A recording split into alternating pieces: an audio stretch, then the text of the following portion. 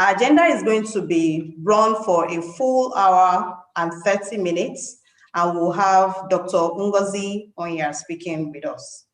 Dr. Ngozi is the managing director or medical director, because that's what they call them in the medical field, of Pelion Memorial Hospital. And she, like I said in one of the abstracts, has been in the front line fighting COVID-19, especially for people in the private sector in Nigeria. So she's bringing us the important news, the news that we do not have access to. Of course, except we have been personally affected by either COVID or we know people who have been. And I know a lot of us can relate to that. So there is no better time to bring Dr. Ngozi than now. We'll have the PE, Dr. James Edits, open up this session and take some few announcements. We'll have Dr. Ngozi. Over to you, Dr. Edits. Thank you very much, PS. And welcome, NAPI members, to this webinar. May I start by addressing us, the President, Lady Pat Ochobu, EXCO members of the Nigerian Association of Petroleum Explorationists, fellows, chapter chairman, and members of NAPI. I welcome you all. I greet all of you and welcome you to this webinar, which incidentally happens to be on HSE, Health, Safety, and Environment. And before I introduce the speaker, let me just say a big thank you to the president, able president, for having brought this topic to our notice for this webinar, which was supposed to be a month of January webinar. I suppose that we weren't thinking that we should start the year with a health and safety issue, but our able president brought this up, and very aptly, I think it fits into the scheme of things that we need to start the year thinking about health, safety, and other issues related to that. Because if we are not healthy, there is no way we are going to continue our work. So we have to be healthy. And this topic is very appropriate at this time. Let me just apologize for us bringing this webinar, which is supposed to be our January webinar, bringing it in February. I hope all the members of NAPI will understand the situation at hand and all the issues we have had to face with COVID, contacting people and so on and so forth, moving around, talking on the phone, etc. Now, let me, before I introduce the speaker, officially thank members of NAPI for having voted all the members of the executive to run the affairs of this great association. I thank you all. Now, going forward, let me just say that the guest speaker today, Dr. Ngozi Onyia, will be introduced fully. Her profile will be given by the PS. And let me say that we are very happy to have her come and talk to us on this very touching topic, you know, that has affected, may not be, there is no single person on this planet today that this issue has not touched. And we would really love to hear and know more about the things, even as we sit in our bubbles, you know, hoping that all things are clear. So without wasting much of our time, let me just say that NAPE will continue to be your bridge between professionals in the industry and, as we say, ideas find oil and gas. But even on that note, I normally like to say that ideas produce wealth in the oil, gas, and energy landscape. Thank you very much. PS, you can take over. All right, thank you. Thank you very much, PA. I'm going to give, because we have 2 minutes, I'm going to give the president a chance to welcome our members, being the inaugural meeting of the year. Okay. Good afternoon, everyone. I welcome you to the year 2021 slate of activities. I can assure you that your EXCO is working night and day to make sure that you have a very, very enriched and fulfilled time as NAPE members. And I actually welcome you all to today's meeting. I have gotten my notebook ready and my pen ready because I know that I'm going to learn something that will impact my well-being. Thank you all and pay close attention. Goodbye. Over to you. Never goodbye, never goodbye. It's understandable, never goodbye. Thank you very much, me. You understand. Alrighty, so just to drive the meeting for today, what we are going to do is listen to Dr. Onyia, like I explained before, and then take question and answers. Then we have further announcements, so we implore that you kindly wait once Dr. Onyia is done and we have taken our questions and answers before we then go into the other announcements that we have planned. One thing to note, however, is that while she's giving her presentation, it is commonplace to have burning questions so as not to interrupt her flow. Please put your questions in the Q&A, and it's also a good time to interact with members of, this is the first time of the year, so please use the chat button for that. So I'll be picking questions from the Q&A while interactions can go on in the chat box. Something I would also like to plead with everyone is please be on mute while she's making her presentation. And if we have questions that you think that it must be heard audibly, please signify in the Q&A section. I would also attend to that. So Dr. Ngozi, before I bring you up to the limelight, I'm already spotlighting you so they all see your face. I would like to read a bit of your profile. One thing that struck me as a person was, again, the fact that Pelion was on the front line for solving COVID-19 cases in Nigeria. And to buttress that, I would just like to read your profile to all of our members in a few minutes. So Dr. Ngozi is a graduate of the College of Medicine, University of Ibadan, and a fellow of the West African College of Physicians in Pediatrics. Her qualifications include Executive MBA from the Lagos Business School and certificates in travel health from the International Society of Travel Health. Pelion Memorial Hospital was founded after she lost a daughter called Patricia, who had a rare congenital condition called the Charge syndrome. And she passed on at the age of 9. And it was as a result of a complication of one of the 5 surgeries she had in her 9 short years of life. Pelion Memorial Hospital currently has 2 branches. The first and flagship of the group is a multi-specialty boutique hospital and is situated in Victoria Island. The second branch is a day clinic. However, this was converted to a COVID-19 isolation center following the outbreak of COVID in Nigeria in June 2020. So Dr. Ngozi, we are itchy and very eager to hear from you. Over to you, please.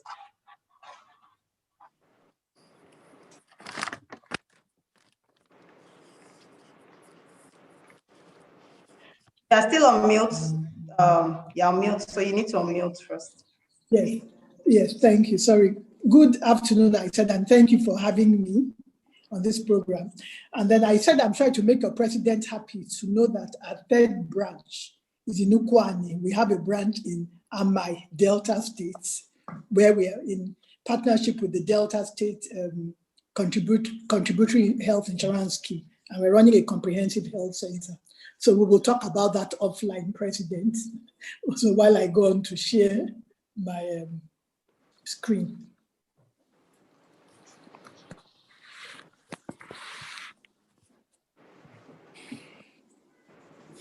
I hope it won't take too long to download.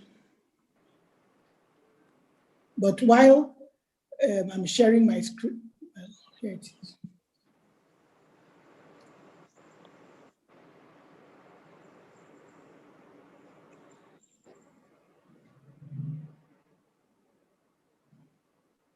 It's taking a bit of time, sorry about that.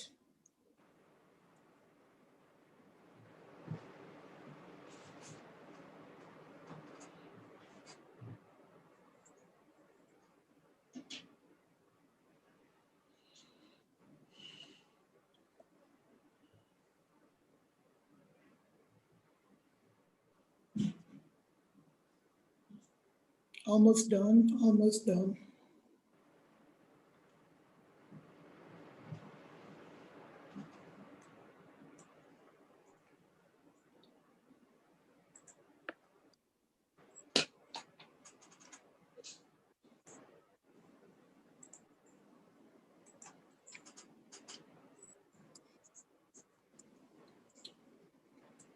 Okay, done.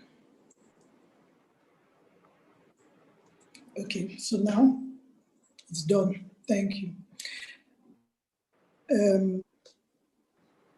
So I'm going to make a presentation on the facts, the myths, the unknown, and then the second wave. I have about 21 slides, but I'll go really quickly so we can have time for questions and answers. I will follow this outline. I'll give a brief introduction. Already a good job has been done by the PS. I'm not sure I know what PS stands for, but the PS has introduced me. Then I'll talk about the facts. I'll talk about the myths, the unknowns, because there are quite a few unknowns. I will share a bit of what we've seen in Pelon, and I'll make comments on the second wave. So already, I think the PS has done a good job of introducing this.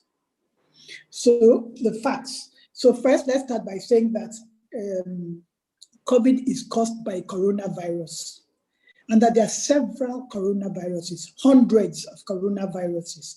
However, this is the SARS-CoV-2. So SARS stands for Severe Acute Respiratory Syndrome, and it is by coronavirus type 2. The type 1 was the one that caused the SARS epidemic sometime, I think it was either 2003 or 2013, I'm not quite sure. Let me say also that although we call it a novel virus, it is only novel in the sense that it is affecting humans for the first time.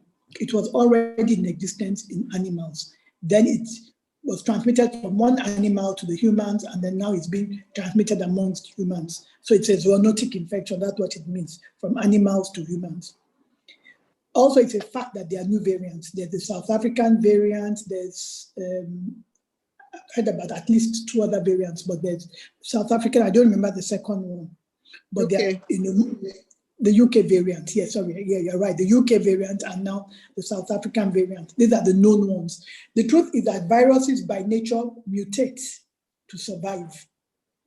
So it's just an adaptation thing, survival of the fittest. So they mutate to survive. So there are new variants and there will continue to be new variants.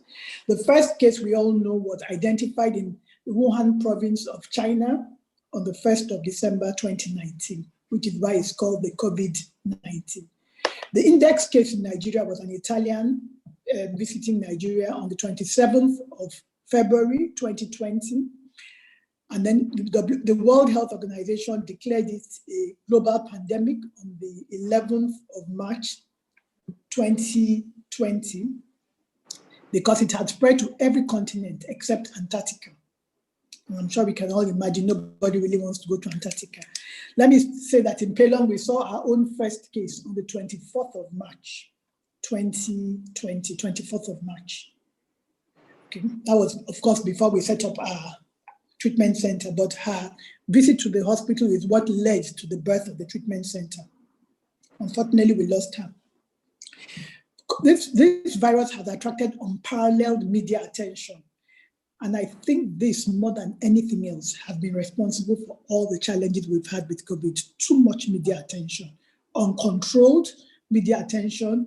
Anybody can go out and say anything they like, and everybody takes it as gospel truth. It goes viral in a question of hours, and everybody takes it as gospel truth. Okay. It has certainly overwhelmed health systems globally. I'm sure not more than one of you saw the post put up on the 29th of December, when I felt overwhelmed as a healthcare provider, and our hospital felt overwhelmed. It has led to adoption of physical distancing, causing major economic disruption. I'm sorry, this should have been disruption. Disruption, major, and I think that's probably easily the biggest problem. I was having a chat the other day with my daughter, and I said to her, the baby boomers, 60 and above, and I happen to belong to that generation, are the ones causing all this problem, because we are the ones at risk. We are the ones at risk, really. And so we have disrupted the whole world because we don't want to catch COVID. Okay, transmission is mostly by droplets, and that's very important. So droplets are heavy, produced when people sneeze or cough, or even talk as well, but they drop to the ground. That's why they're called droplets, because they're heavy. They can't stay suspended in air, but occasionally by aerosols. So the little particles that float in the air, very tiny particles that can stay in the air. But that's mostly in the setting of a hospital, mostly. When people are being nebulized, then the virus can be aerosolized that way. Or when certain medical procedures like intubation are being carried out, then aerosols can be generated. But generally, it is droplets that stay suspended in the air for short periods and then drop to the ground. However, that transmission can be very significant if you are in close proximity to the person who has produced the droplet. And if, for example, a perfect example is a lift, a small confined space, then droplets can really be hazardous at that point. There's an incubation period of 2 to 14 days from when the virus entered an individual to when the person falls ill with the illness, but usually it's about 5 days, an average of about 5 days. So usually within 5 days of coming in contact with COVID, you will know if you are infected or not. But it can range from 2 to 14 days. COVID is the most unpredictable illness I've ever come across in my 39 years of practicing medicine. I was speaking to a colleague of mine who's an orthopedic surgeon in the UK. And so he said to me, he was 1 year ahead of me in medical school. And he said to me, that he's working from home. And I said, why? He said in the first wave, he was very much in the front line. But at this time, he said he's just going to work from home. I mean, he's obviously over 60. And he said to me, he used that phrase. And I like that phrase. He said it's a very unpredictable illness. It is extremely unpredictable. Okay. Early presentation is key to survival. As unpredictable as it is, it's been with us now for over a year in the world, in Nigeria for at least 10 months. Since we have been treating since March of last year, we have been able to create some predictability around this unpredictable illness. It won't give you a 100% guarantee, but it will certainly reduce the risk. It can affect almost all organs because the virus attaches to something called the ACE receptors. And the ACE receptors, hello, can you hear me? Yes, yeah, live. Hello, we can hear you very well. Okay, sorry, because I changed my AirPods, I can hear some noise. Okay, so like I was saying, so the ACE receptors are distributed in virtually every organ in the body. So, however, most of the ACE receptors are in the lungs. Most of them are concentrated in the lungs, particularly the alveoli, the lower part of the lungs, the part that is where gas exchange occurs, which is why COVID is predominantly a gas exchange problem.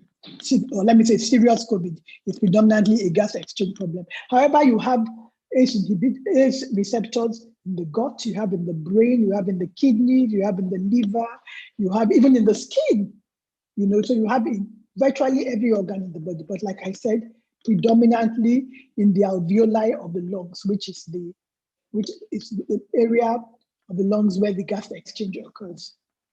Okay. Also, it's the fact now that there are no typical symptoms of COVID. So when you ask people, they say, oh, I didn't have a cough. I didn't have a, it doesn't matter what you didn't have. What matters is what you had.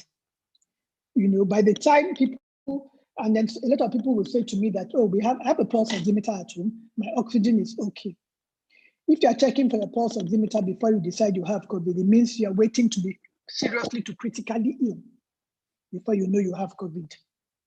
And that's a fact. I hope that's something that I think everybody should underline. If you are waiting for your oxygen to go low, that means you are already seriously to critically ill.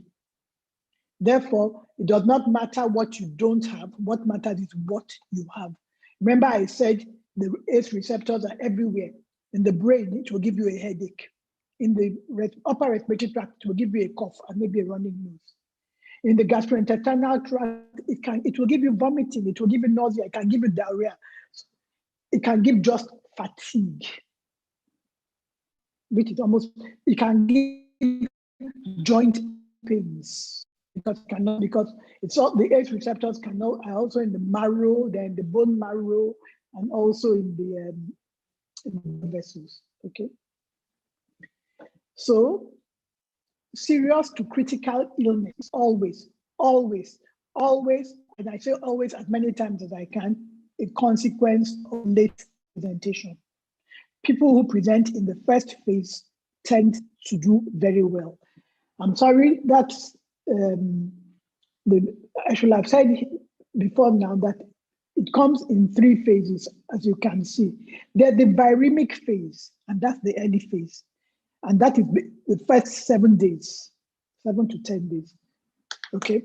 Then there's the pneumonic phase, which is between 10 and 14 days.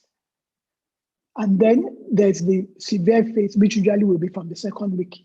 So these phases, if you look at these graphs, overlap a lot. So I would prefer to, in my mind, say it's in 2 phases. The first is the viremic phase, the first 5 to 7 days. And then the second is after that, in my opinion, because it's the pneumonic phase that progresses to severe phase, the critical phase. That's very, very important. So something else to take note of, please. 80% of people will stop here in the early phase, in the viremic phase, 80% of people. 40% will have no symptoms at all and will never know they had COVID unless they do an antibody test or they randomly do an antigen test at that point. 40% will have mild symptoms, a small headache, a small fever, small cough, a little sore throat, some small diarrhea. That's 40%, so altogether 80%. And they will recover, 80% of them, without anything, without any intervention, whether you do anything or not, they will recover. However, 20% will progress to the pneumonia, which means it's not just the upper respiratory tract, it's gone down to the lung basis. Of those 20%, from those 20%, 1 to 5% will develop what we call the acute respiratory distress syndrome. And that's the real McCoy. That's the real problem in COVID, the acute respiratory distress syndrome. And let me describe a little bit of what happens. So what happens is that the virus attaches itself to the receptors, like I said, the ACE receptors, and in the alveoli. The alveoli are the lower lung bases where you have, where people exchange, or where gas exchange takes place. And so, like I said, for most people, after that first 7 days, they will have produced enough antibodies and the infection will disappear like every other upper respiratory tract infection. So we know when we have a cold, doctors will tell you that it will go in a week or 7 days, whichever comes first. But irrespective of what you do, because they are viral infections, they are self-limiting. So even COVID is also mostly a self-limiting illness that will go within the first week. However, some people, for some reason we don't understand fully, will overreact to the COVID in their lungs. So the example I always give, and I'm sure everybody's used to me and my example, and will soon get tired of it, is if, for example, a fly or an ant perches on my screen as I'm talking to you now, I could tap on the screen and kill it, or I could get a sledgehammer and hit it. I will kill the fly, but I will, or the ant, but I will also shatter my screen. So some people's bodies react like they're using a sledgehammer to kill an ant. And that is the real problem. So it's no longer about the virus. It's about your body overreacting to the virus. And so the body starts, when the body starts fighting the virus, it fights the body itself as well. A lot of secretions are produced. The alveoli, the gas, the little balloons where air is exchanged will now get flooded with fluid just from an inflammatory reaction. And then they start to collapse, almost like if you put oil in a real balloon. You know how difficult it will be to inflate that balloon. If you rub Vaseline or something on the balloon and put it together, and they are trying to blow it out, it will be so difficult. So that's what happens in ARDS. And so the person can no longer exchange gas, and the person literally drowns in their own secretions produced by the body because body overreacted for some reason we don't understand fully yet. However, we don't understand everything fully, but we have better understanding today than we did when we saw our first patient on the 24th of March in Pelon, or than the whole world did when we saw the first patient on the 1st of December in 2019. So with the better understanding, more treatments are available. Many of them old treatments that we used to treat other things in the past are now available to be used if they're used in a timely fashion. Another fact is that men carry a disproportionate burden of severe illness. In my own practice, 75%, and I'll show you the graphs later, 75% of the patients who get seriously ill, because our facility in Ikeja is accredited only to provide level 2 and level 3 care, which is serious to critical illness. So everybody who went to Ikeja was seriously to critically ill. And 75% of the people we admitted were men. I can quickly go to that slide and then come back to my presentation.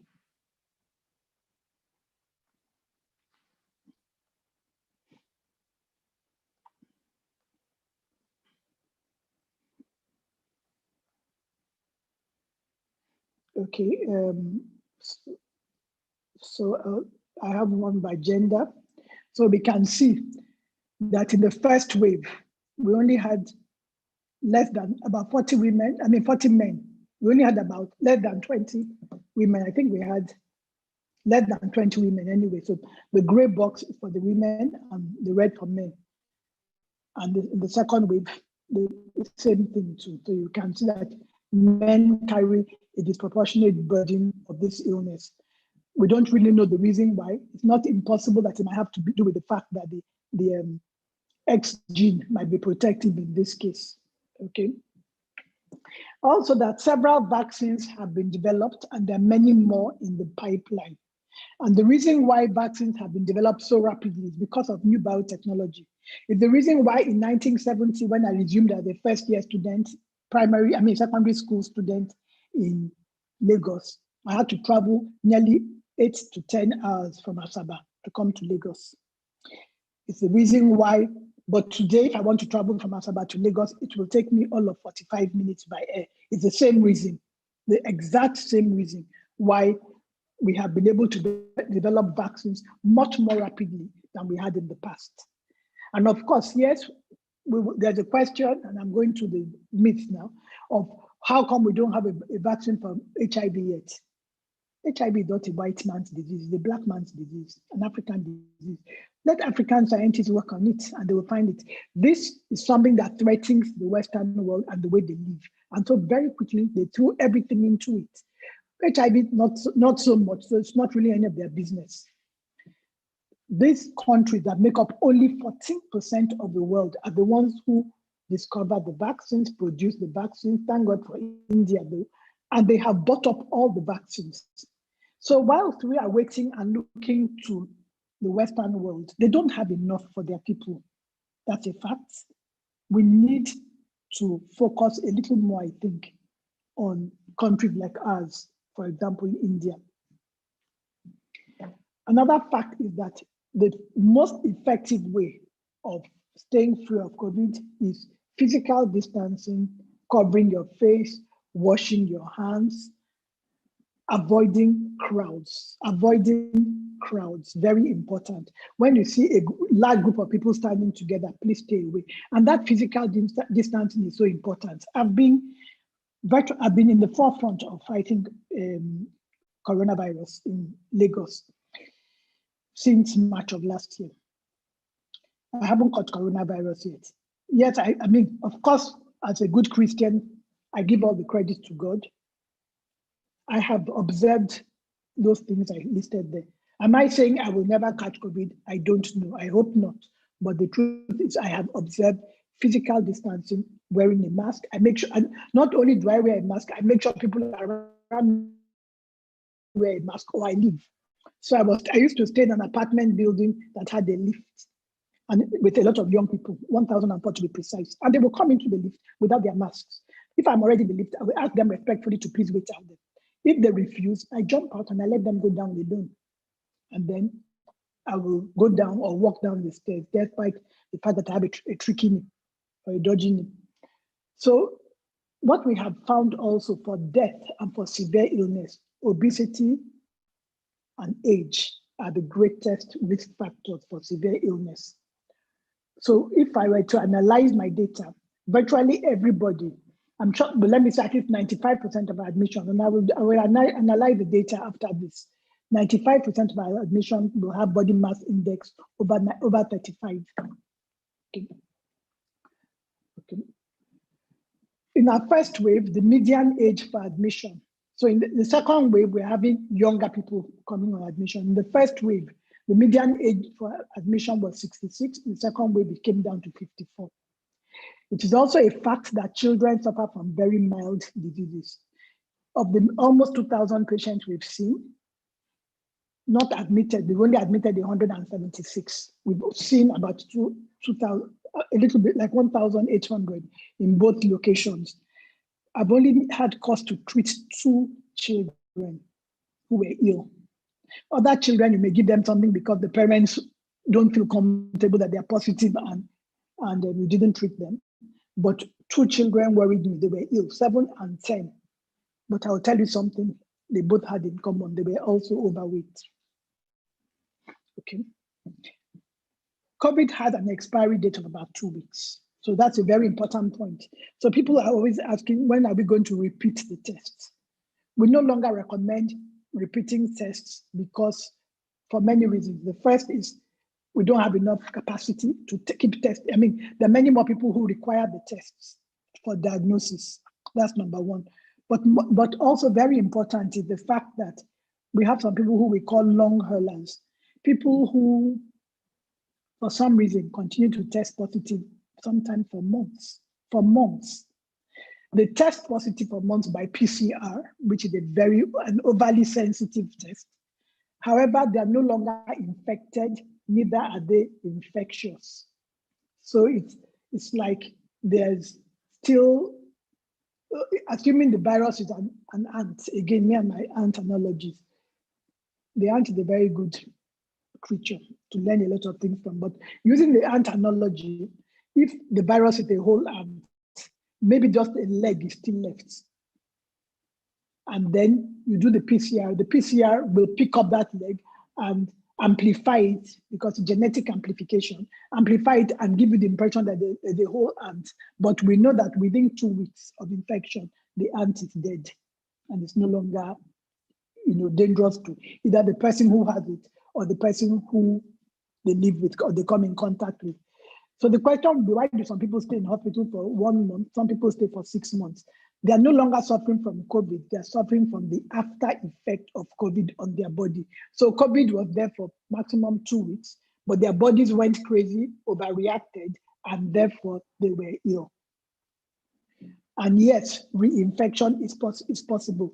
The first time I I made this presentation to, I've forgotten which group I made it to. It was one of the myths, in my opinion, reinfection, because I thought people were struggling too hard to find people who had had 2 infections. But I have personally treated a good friend of mine twice during this pandemic, once in August and once in December, the same person, both tested by me, in my hospital, and confirmed positive both times. So what are the myths? All those immune boosters, zinc, vitamin C, vitamin D, all kinds of things people do, garlic, all kinds of things. Remember I said COVID infection isn't as a result of a depressed immunity. It is as a result of an abnormal immune reaction. So you don't need to boost your immunity. COVID, not COVID infection. COVID infection is an infection. It will come because you are in its way. Serious COVID illness is as a result of an abnormal immune reaction, not a weak immune reaction. So immune boosters do not reduce your chances of catching COVID, nor do they reduce your chances of having severe illness. Indeed, a lot of the patients who come to me with COVID, their sickness, not the infection, but the sickness, is often as a result of these drugs. Zinc in high doses causes nausea and vomiting and diarrhea. So they present with nausea, vomiting, and diarrhea, not from COVID, but from zinc they are taking. Some of these high potency vitamins cause gastritis, they cause irritation of the stomach. Inhaling steam does not treat or prevent COVID. There's no science, it's a myth in my opinion. There's no scientific basis to it. And indeed, a friend of mine came the other day with burns or scalds on her thigh and her perineum because she put the bowl on her thigh and was inhaling steam and poured hot water all over herself and hurt herself. Many children all over the world have been known to have burns. This is my own personal experience I'm talking about. Many children all over the world have been known to have burns from their parents making them steam. Of course, we know that it's not true that Africans do not catch COVID. When I have workers coming into my house and I tell them to put on their mask, no worry, we know if it catch COVID. It's not true. For some reason, Africans, we have carried a smaller proportion of deaths, not infections, of deaths by COVID in Africa. I suspect one of the reasons is the fact that we are younger, we're a much younger population. I remember I said serious COVID is related, that age and serious COVID have a strong association. So I think we are younger, that's number one. Number two, I think, this hasn't been proven, but I know with time it will be proven. I think a lot of the underserved Africans, let me call them that Nigerians, have been exposed to a lot of coronaviruses in the past by virtue of the way they live. And they have learned to react normally to the coronavirus. So they treat it like a cold and the body shakes it off easily. However, the more privileged Nigerians who live in bubbles, normally even before COVID, have not been exposed as much to these infections. And therefore, when this strange thing enters their body goes into overdrive. So you go into you go into certain people's homes and you see rats running around, and it's no big deal. Even the children, nobody gets excited. But then you go into other people's homes and just a fly, and they are destroying things, breaking things because they're trying to kill a fly. I think it's just the same. Okay. So young people do not get COVID. It's not true. Anybody, young, old, everybody gets COVID. Everybody exposed will get COVID. It's just that young people don't fall ill with COVID, are seriously ill with COVID. However, young people are the ones who infect the older people. So my grandchildren spent this weekend with me. And I know that because they're back in school, every day for the first 2 or 3 days, so only today my daughter hasn't sent me a message to say, "Mommy, how are you?" Because she's very convinced she's very worried, let us say convinced, that her children will infect her mother. So that's the problem. Children won't fall ill, but they can infect older people. Okay. All the conspiracy theories about China planning to use it as a weapon of economic domination, I don't believe it. Well, a group, WHO has sent a group to China now, and they will go and they will find out and reveal to us where that virus came from, even if it came from a lab. I heard them say so today on Sky News. Okay. Well, this point is my own point, because sometimes the way people behave around us healthcare workers, like they think we will not catch it, we cannot catch it, or we are so brave and we don't fear. So people come to us, want to walk very close. And I'm saying to them, please keep a distance. I'm a 60-year-old woman, and they don't understand. Don't come too close to me. Yes, I don't want it as well, because I'm just as vulnerable as anybody else. I'm in fact more vulnerable for critical illness by virtue of my age. And yes, we do fear COVID.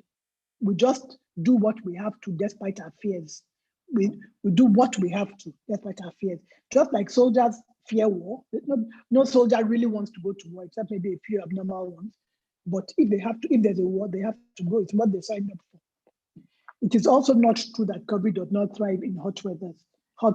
It thrives everywhere. However, we know that the spread of respiratory illnesses is greater when it's cold. So for example, the flu season in the UK is always when it's cold. Okay. Then all the theories about vaccines affecting our genes and so on is not true. People ask me a question, and I hope it's not one of the questions, because it's a question I will not answer, about how the vaccines are made. I don't know. I don't care. It's not important. I've taken yellow fever vaccine. I didn't ask how it was made. I've taken measles vaccine. I gave my children every vaccine possible, MMR, Cevarix, everything. I didn't ask how it was made. All I want to know is, what is the safety profile of the vaccine? There's no medication on earth, including paracetamol, including vitamin C, that does not have potential to give adverse effects. It's a risk-benefit, or cost-benefit analysis always in life. Everything we do in life. Sitting down where I'm sitting now, the roof can fall on my head. It's a risk. So I can run outside because I don't want it to fall on my head. But what are the chances that it will fall on my head? So in total, we've seen about 1,980 patients. Most of them we've seen in Victoria Island, and fewer in Ikeja, obviously because Ikeja is a dedicated COVID treatment center. So our outpatient services are very limited and restricted there. Okay. We admitted 176 people. We have admitted 176 people in Ikeja since we started the pandemic. Since the pandemic started, and then the first wave we admitted 60, and in the second wave we've admitted 116. In the first wave, we've had 24 people die of the seriously to critically ill that we admitted. In the first wave, we lost 10 of 60. That's almost 20%. In the second wave, we've lost 15 of 116. That's just about 10% or less. Okay. Proving that we have improved the way we manage COVID. We now understand COVID better. We now know what works, when it works, what doesn't work, and when it's too late. Something important to say is we no longer intubate patients. I think in this second wave, we only intubated one patient, and that patient died. So when I say intubate, because like I said, COVID is a gas exchange problem. And because of the gas exchange problem, okay, all right, noted. So because of the gas exchange problem, you find that sometimes they cannot breathe and they need help with breathing. So in the past, we used to pass a tube down through the mouth into the lungs to ventilate. But we found that everybody we did that with in the first wave died. So this second, and then of course, people were also making reports from all over the world. In the second wave, we no longer intubate. We use a very tightly fitted mask over the face called a CPAP mask. We use the same ventilator and virtually force air down the lungs. So rather than, like, for example, put a straw into the You want to blow a balloon, for example. You put a straw into the balloon and pump with it. You can also just pump directly without the straw. So we can imagine that the tube was like a straw put deep into the balloon, so you can pump air more effectively. But we found that everybody who did that died. And I think there are two reasons for it. The first is that was the traditional way of managing respiratory failure in the past, but this is a different illness. So I think first, that comes with its own risk. But I think more importantly, anybody who requires intubation, usually it's futile. At that point, there's nothing you can do to help the person. So this time, I mean, like I said, the only person we intubated, and we did out of desperation so that it will not be said that we did not do so, but also still died. So it's when people are already at the point of death that we tend to intubate. Okay. So what are the things we don't know? We don't know how long immunity will last for. My daughter caught COVID and my granddaughter, before I brought her this weekend, they both caught COVID in May and June of last year, but they both still have antibodies. When I was bringing my granddaughter to spend the weekend with me on Friday, I ran an antibody test for her and she still had antibodies. So it gave me some comfort that she probably won't be infected. Okay, but so that means for about 8-9 months, they've had, or 7-8 months, they've had antibodies. But then I also told about my friend who caught COVID in August and caught again in December. So nobody knows for sure how long immunity will last. So reinfection is possible. I should remove that now because it is possible. Okay. Then drugs like hydroxychloroquine and ivermectin that are being repurposed now for treatment, we don't know for sure or not. And I'll tell you why I say so. Remember, I told you 80% of people will recover irrespective of what you do. Do we know for sure that people recovered because we gave them hydroxychloroquine and ivermectin, or did they recover because they will have recovered anyway? I don't know. But I do know that a lot of people say, I don't use hydroxychloroquine, I use ivermectin, always have. Well, since my granddaughter got it in me, I wasn't willing to give my granddaughter hydroxychloroquine, so I'd already read about ivermectin, so I used it for her. And I must say that her fever disappeared the same day. And my daughter and her husband and everybody, when they took ivermectin, they all said they felt better immediately. So it makes me feel that it's probably effective. But I think we will need people to do proper studies in vitro in a lab to see that you give ivermectin and then the virus stops multiplying. So it's still an unknown. Ivermectin as a prophylactic drug, I also don't know about that. And I'll tell you again, when my granddaughter got COVID, her mother got COVID 3 weeks later. When she got it, when my granddaughter got COVID, her mother took the ivermectin, believing that inevitably she would get it. She didn't get it. She didn't show symptoms. Her husband, sister-in-law, and so all did, but she didn't. But 3 weeks later, it did. So I'm saying to myself, it's either not effective or it's only effective for 2 weeks. I don't know. Then the role of termites in the transfer of viruses. When we first started the pandemic, remember how we used to clean surfaces, thinking if I touch the surface with COVID-laden hands and you did, you will catch it. Now we're not so sure of the role of termites. If you notice that there isn't so much emphasis on that anymore. We don't know why Africans have milder infections. We don't know how effective vaccines will be, but they are sounding very effective. And I will say, I would rather take my chances with the vaccine, even if it gives me 50% protection, than to take my chance with the disease. We don't know why some people continue to test positive for very long. We don't know who will develop ARDS. We're not very sure. Although I've mentioned age above 60, and weight, BMI above 30. We don't know, but I've seen, when you look at my data, we've lost younger people. We don't know when the pandemic will end. We don't know how it started. So what have I learned? Early treatment is key. Okay, no, I think this is not very important to you. So the second wave started in October, also driven by the fact that there's more testing capacity, so more people are going for testing, and there's less interference of medicine by politics. In the first wave, wow, it was so difficult to do anything because if you did this, they will close your hospital down. If you did that, they will close your hospital down. Now, politics isn't interfering a lot with medicine, and they're letting us practice medicine as we know. There are more transmissions it's more transmissible.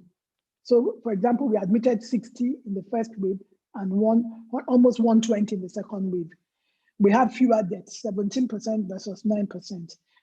Medications that we now know are effective, are available, and we understand the illness better. So the people who are getting ill in the second wave are younger. People who have obesity and have diabetes tend to be more prone, even the younger ones. Home treatment is a viable option, and coming late is associated with increased mortality. So these are the graphs. So admission and mortality, the first wave, the number of people we admitted and the number that died. So I already said 17% and 9% in the second wave. So this is also by months. So this gives you a picture of the wave. So in June, we had a big wave. And then it started coming down, went all the way down to September, where we had only one admission. It started again in October, appeared to dip in November. Christmas drove it up, and then January now. That's the second wave, okay? And you can see the deaths as well, okay? And then by gender, I already showed you this. Men more affected than women. Women seem to be protected. And then by decades of life. So 20-year-old, people below 20, we've admitted one. The patient was well. Between 20 and 29, we admitted a couple in the first wave and second wave. 30 and 39. So the youngest we have lost is the 41-year-old. Okay, so one death. Okay. And it was in the second wave, it was in October. So we didn't lose any 40 to 49s in the first wave, but in the second wave, we lost one person. Then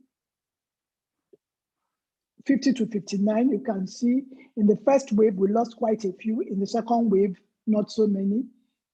60 to 69, and we lost a few in the first wave and a little more in the second wave. And then 70 to 79 seem to be the age where most of the people who will die fall into. So I would say between 60 and 79 is where most of the people who will die fall in. The older people tend to do very well. We've only lost 2 people who were over 80, one in the first wave and the second in the second wave. Thank you. Thank you so very much. Thank you so very much. I was going to just say you should keep going on, and then I realized that the time was already fast spent. So we're going to take questions. I have 2 questions here, and I also have other 2 offline. So I'm just going to go ahead and read them. Because indeed you mentioned some important points, which I know that a lot of people are puzzled by, but if these questions cover them, I will keep it at that level. If not, then we'll have further questions after this that have been typed.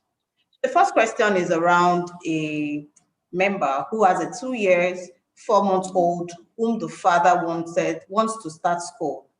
She refused because she believes that this baby cannot use a face mask. This has become a big issue at home. And she's asking, what's your view about little children like us who can't use a face mask going to school at this time? Considering, of course, that you said that even though they carry it, but they don't show the symptoms. So what's your view on that? I think the fact that I let my grandchildren go back to school says a lot.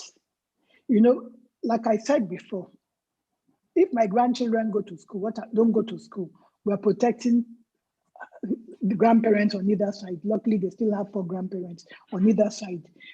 I'm the youngest of those 4 grandparents, and I'm 61. Should I compromise the future of my grandchildren because I don't want to die? The worst thing is let them not visit me. That's the best we can do. We don't know how long this will go on for. This is my own personal opinion, of course.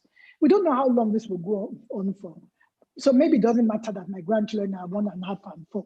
But what about children who are going to do school search, children who are going to do JAM and so on? I don't think we can grind the whole world to a standstill because we're trying to protect a few people. I don't think so. So, of course, my grandchildren don't wear masks.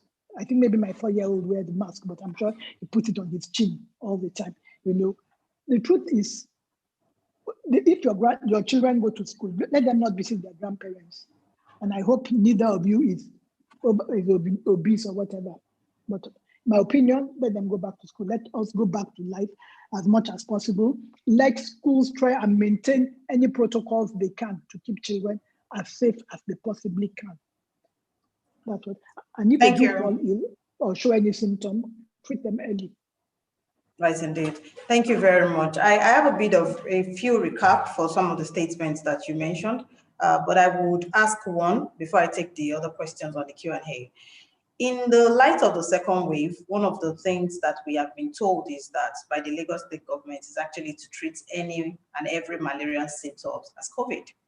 What are your thoughts on that, considering that we have restrictions to medical facilities, like you have rightly said, and importantly, it is not a matter of immunity. It is really a abnormal immunity case. What would be your thoughts on that? Yes, I agree. It's a lot of it.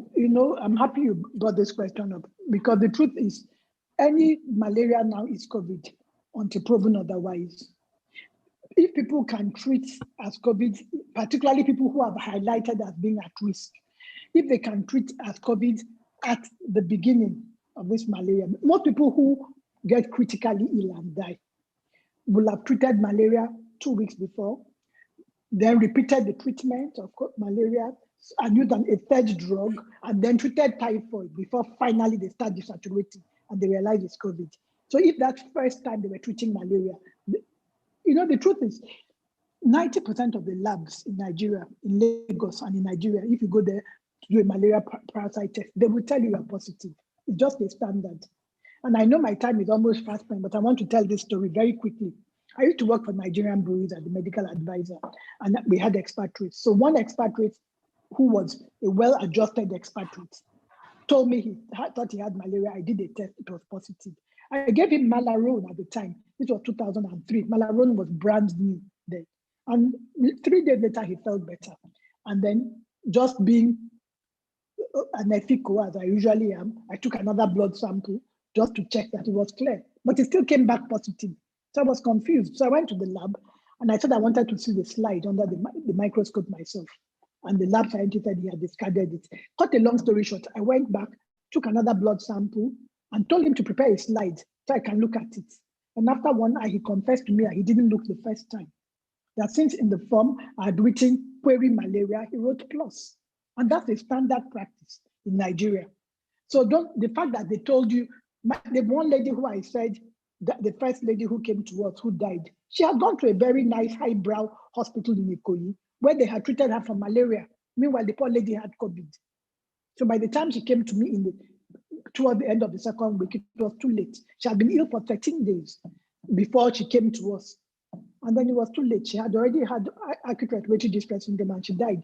So if that lady had been identified as such earlier, and at that time, of course, we didn't know what we know now, but assuming it were now, people are still dying for the same reason.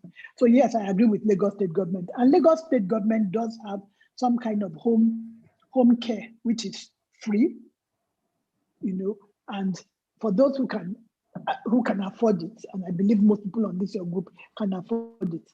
Many hospitals are offering home care now. What we do in Pelon is we have certain criteria. So we assess everybody who tests positive, and then we assess and say you have a high risk of falling critically ill. We recommend this medication. You will be fine. Take this medication and go home. Okay. Thank you, ma'am. Just to mention, please, members, this meeting is stated to hold for an hour, 30 minutes. So we're at the top of the hour, which is 1 p.m., but we have an agenda planned for an hour, 30 minutes. So my second question reads, what role do hand sanitizers play in controlling COVID-19 spread, since this is a virus and not a bacteria? No, the viruses can be destroyed by hand sanitizer, so it has a good role too. I'm sorry, I didn't mention hand washing, frequent hand washing, and avoid touching your face. Sanitizer is just as good as hand washing. Soap disrupts the virus. We know viruses are not living things, but they can be disrupted. So that they get disrupted by either soap or sanitizer, alcohol-based sanitizers. Thank you. Thank you very much. Does this mean that taking vaccines will result in immunity and non-infection and ability to spread the disease? What will the vaccines really do? That's the aim. So the vaccines will pretend to be, it will behave like you got the infection, and then your body will develop antibodies against the infection. And once the antibodies against the infection, then you shouldn't get it. If the virus comes here, with those antibodies, we quickly stop it. That's how all vaccines work. All vaccines, that's how they work. So they pretend to be the infection in a way that it will not harm you. And then your body reacts like, oh, I've been infected, and produces antibodies. And then when indeed the infection comes your way, the antibody will quickly surround it and stop it from taking hold in your body. So an effective vaccine, that's the way it works. It's more like simulating the presence of corona in your skin before you. Thank you. Exactly. Okay. All right. So a question here says, if the lungs are clogged, why do we pump oxygen into it? Is there the possibility of sucking out the fluid in the lung as a better treatment? Is that an option? No, the alveoli are too far down. So if I wish I was thinking to myself, the next time I make this presentation, I'll have a picture of the lungs. So the trachea, two main stem bronchi, smaller all the way down bronchioles to 20, 30, hundreds of generations. They are too tiny. You can't get into them. Much too tiny. So that video that was going around about some doctor who was using a fiber scope to bring out mucus plugs. You can do that from the bigger bronchioles, but you can't go further. Okay. And the alveoli are too far. Nobody can reach the alveoli. Can reach it, indeed. That's clear.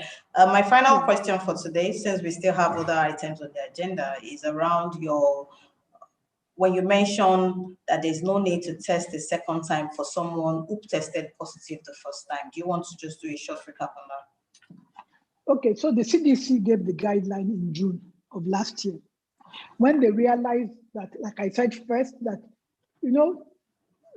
people who can afford it can test 10 times, but that will deny people who can't afford it. We all remember, we know what it's like when you go and queue for testing. And I'm only testing to check if I'm clear when I know I'm well. So the CDC gave the guideline that 14 days after you test positive, of course, in those days, they were testing to stop self-isolate, to know how long to isolate. So they said 14 days after you test positive, if you have no symptoms, then you can stop isolating, or 10 days after your first symptom, plus 2 days after your last symptom, you can stop isolating. And then the third one is for patients who were admitted in hospital 7 days after you were discharged. So basically within 2 weeks after the virus gets into a person, the person is no longer infectious. That's known. And so I have a patient who I discharged and anybody who asks me, so it's no longer part of our protocol to do a second test. So I sent them the guideline, but he still went ahead and did the test on his own outside in the lab. He tested positive the first time.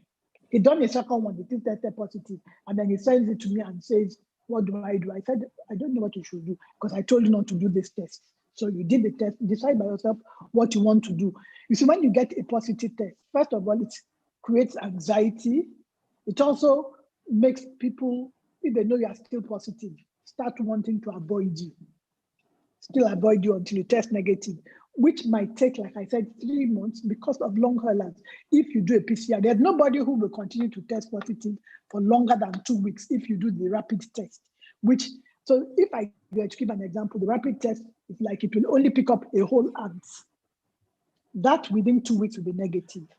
But the PCR, which may pick up only a finger, an antenna, whatever, from the ants, can stay positive for very long. It's as if, particularly for older people, it's as if they are not able to clear their respiratory tract of the particles. Okay. Thank you very much. And a final question before we then wrap up with a recap is, how much does it cost to test for COVID-19? I think the average cost for the PCR is 50,400. That's what the Lagos State has recommended. So it's free for people who are sick in Lagos State. If you want to, the public sector, for people who want to travel or if you want to go to a private lab, it's 50,400. In my hospital, it is 60,000. The reason being that we send it to NIMA, a federal government lab. and we have to pay NIMA. So it's a little more expensive. But it's something I want us to de-emphasize. I want us to reduce the number of tests we do because we have too many challenges with getting results out. You know how it is, sorry to say, with the government. So people don't work at weekends, and then a lot of customer dissatisfaction because the results are not out for 4 days. So more and more we are saying just go to Cleaner Lancet, go to Synlab, Medbury, wherever you like. So it's 50,400. That's what's stipulated by Lagos State in the private lab. All right, thank you so much, Dr. Ngozi. Very enlightening session. In fact, in the chat box, someone who is a COVID survivor has actually thanked you for this enlightening session. I'd just like to give a recap based on what you had said earlier before some joined us. So you mentioned that COVID is not prone to the degree of our immunity. So it's not about the strong or weak immunity. It is that it happens as a result of an abnormal immunity, which is still being unraveled by the medical world. You also mentioned the analogy around the way our body reacts to it in terms of a hand that is being killed with either a sledgehammer or you just tap your hand on it. You highlighted the fact that it is men are more prone to this. So men carry this burden that you even recorded 75% of men catching the COVID virus more than women. Sorry, no, let me correct that. All right. 75% of men falling ill. Fall ill. With COVID, okay. Falling That's seriously important. to critically ill. So everybody is prone to catching infection, but men fall ill more than women. Okay. Thank you for that, for highlighting that fact. So this is even more important. So even though everybody catches it, the men they are more prone to being critically ill. I like the fact that you have been in the front line since March 2020 and you have not caught COVID. I guess he also reemphasizes all the issues around washing our hands, keeping safe distance, and we can't have too much of doing that. So thank you for bringing that out. Our kids are safe, quote and unquote, and I'm quoting you here where you mentioned that you've treated over 1,000 people and 2 are children. And out of this, and these 2 children, you suspect that it is because they are being overweight. They are overweight that this issue is occurring to them. Well, I said 2 children. 2 children were ill, so we treated many more than 2 children. But 2 children were seriously ill, requiring, attention beyond. Okay. So yeah. Okay. And these 2 children that were critically ill or required more attention, they were both overweight. Yes, and they were siblings. Yes. And they were siblings. Okay, that's also important to highlight. Thank you for that. Then you also mentioned around the children that even though they don't fall ill, they probably wouldn't, but they can also infect adults. So it's something to take note of. Thank you so much. I would like to hand over to the president to give our guest speaker a vote of thanks so that we can continue with the other items of the agenda today. Yeah, please allow me to put on my camera. Dr. Onyia, all I can say is a very, very big thank you for honoring our invitation to come teach us more about this thing that is bedeviling the whole world. Thank you also for even agreeing, we've never met, conversations were had, and you graciously gave off of your time. We appreciate so much because we know you are extremely busy, but I have heard you speak once at a women interest program, and I was blown away with the depth and the level of information that I was able to capture. And I'm glad that you're able to talk to my members because in our field, we actually do have a lot of men, more men than women, members of NAPI. So, and a lot of my male members are hearing you, so they can hear this information firsthand. I am really grateful for your time and for the wealth of knowledge that you have shared with us. Thank you very much, Dr. Onyia. May God bless you really good. Amen. God bless you too, and thank you for inviting me. Back to you, right, thank you. PS. Yes, right. Thank you so much today. Thank you. May I take my leave now? Yes, We'd like please. to Yes, continue with please. your meeting. Yes. Indeed. Okay, then. So to go to the other agenda quickly, we are going to take our executive committee, the newly elected officers. I'm going to pin all of them back up to the video so you see the people that you voted for. So please, Escos, can you turn on all your cameras? And today, can you kindly pin everyone?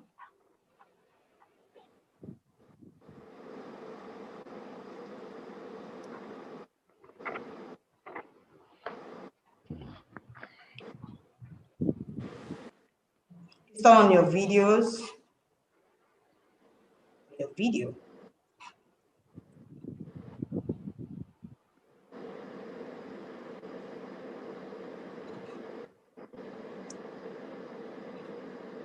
Alrighty, so that's the president is on. The vice president, Mr. John Bosco.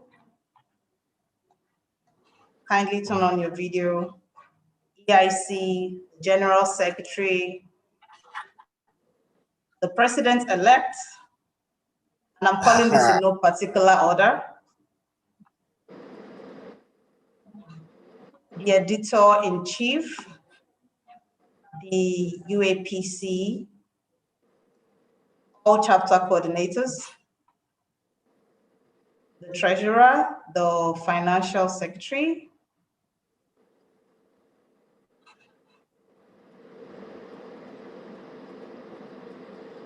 thank you so much. So this is the face of your newly elected officers, or chief executive officers. One of the communication we sent last year, which was our first communication. I think you're the one still showing. I don't know if members can see the pictures shown. It's just you that we are seeing. The PE, I can see you as well. PE, we are seeing everyone. We can see the escorts. We can see the escorts. We can see we are seeing the escorts. Yeah. Oh, maybe I should turn off my video. No, we can't see on you your now. video. Don't worry. No, when you are speaking, Good afternoon, everyone. When you are speaking, you'll be seen. All right. Okay. Good afternoon, everyone. Good afternoon. Good afternoon. My PE, good afternoon. Right. Good afternoon. Good afternoon. So this is just an introduction to all members. This is just an introduction to all members. So we can take off our videos now so we can talk about the HMO. PE, over to you. Thank you very much, PS.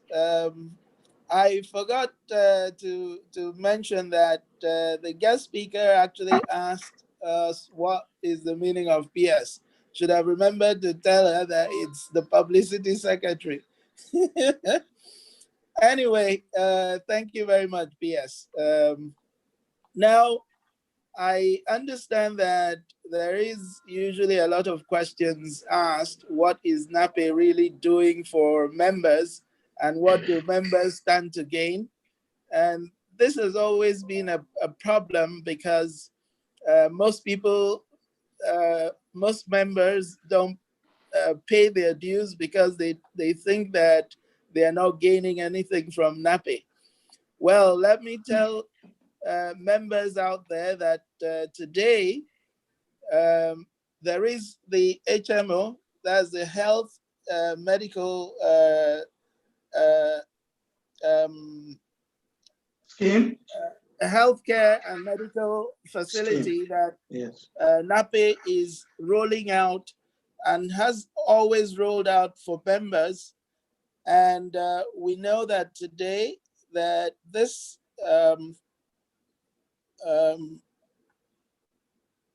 good act is being is run in collaboration with the Venus Medicare, and we have a lot of features that this program actually provides for members and their families.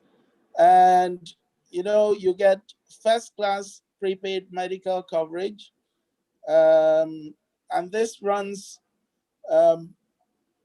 throughout for almost 600 hospitals spread nationwide. There is provision for 24/7 medical coverage, professional coordination, and many more things. So please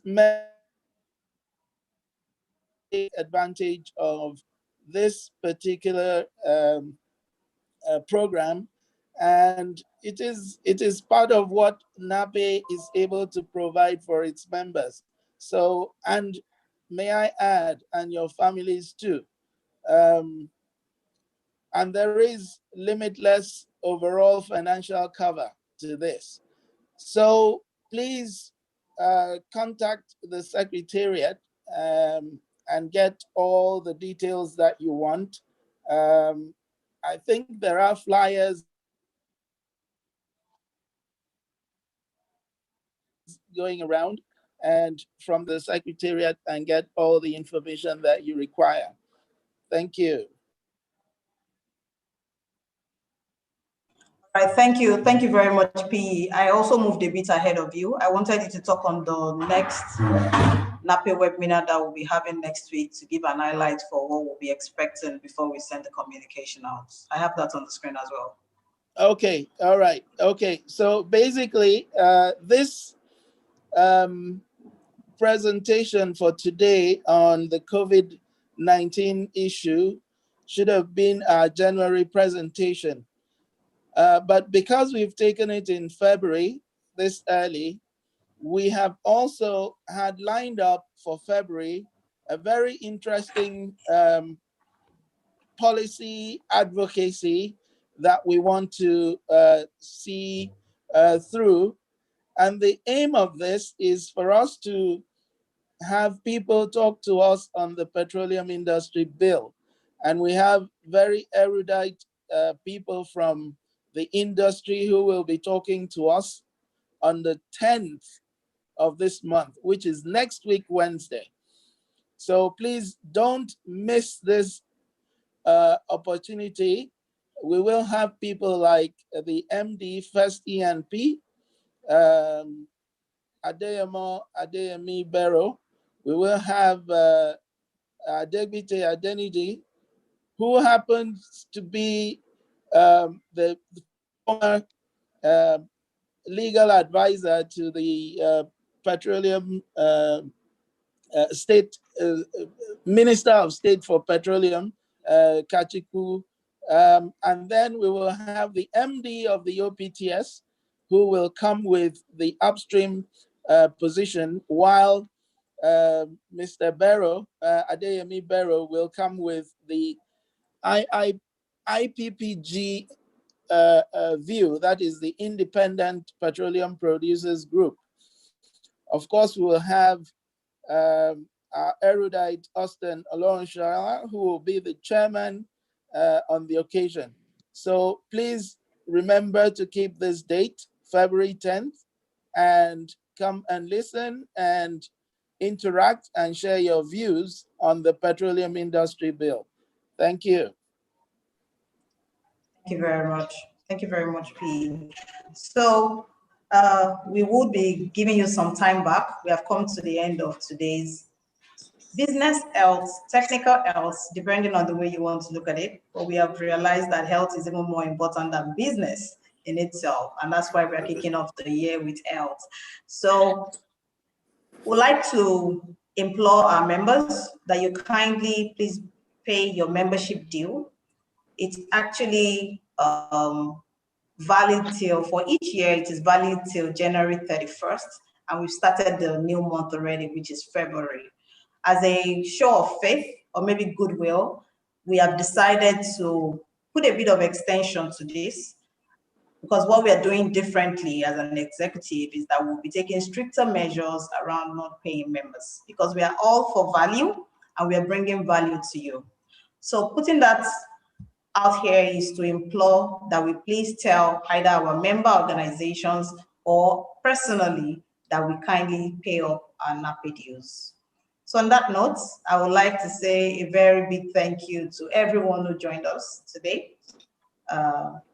for this first inaugural meeting. And we look forward to having you on the 10th to discuss the PIB. And that's not a session you want to miss, because if you followed the proceedings from the Senate and the House of Assembly, then you know that this is critical time and this is the kind of topical discussions that NAPE should be taking a front lead on, which is what we're doing.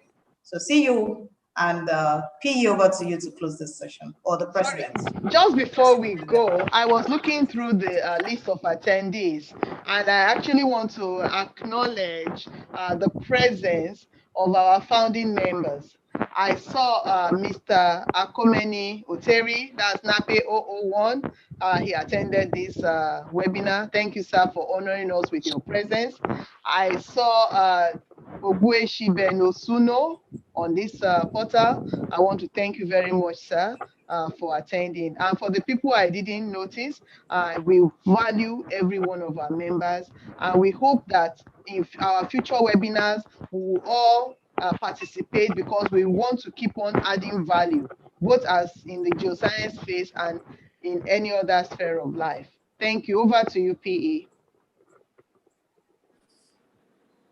Thank you very much, my president. I actually missed, but I saw an earlier message from 001, Akomeni Oteri, but because I'm using my phone, I'm unable to see most of the others. Thank you very much for recognizing him. I saw a message from him earlier. Thank you very much. And without P, I think you should close this meeting. What do you say? Let me hand it over to you. Okay, and on this note, ladies and gentlemen, we really thank you for your time. Please note that all our future engagements, we want to keep to our time contract, because we know we are on the clock. So whenever we set up events like this, we want to start on time and we want to end on time, so that you will keep on making yourselves available to participate in what we have to offer. Thank you very much, and have a fantastic rest of the year. Bye. Thank you very much. Thank you, members, for attending. Thank you very much.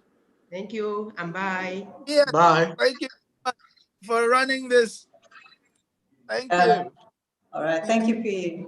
And the back team, many thanks for keeping me on my mobile phone. Hopefully, thank you. Incidentally, the Abuja Electricity Company just brought the light now after our meeting.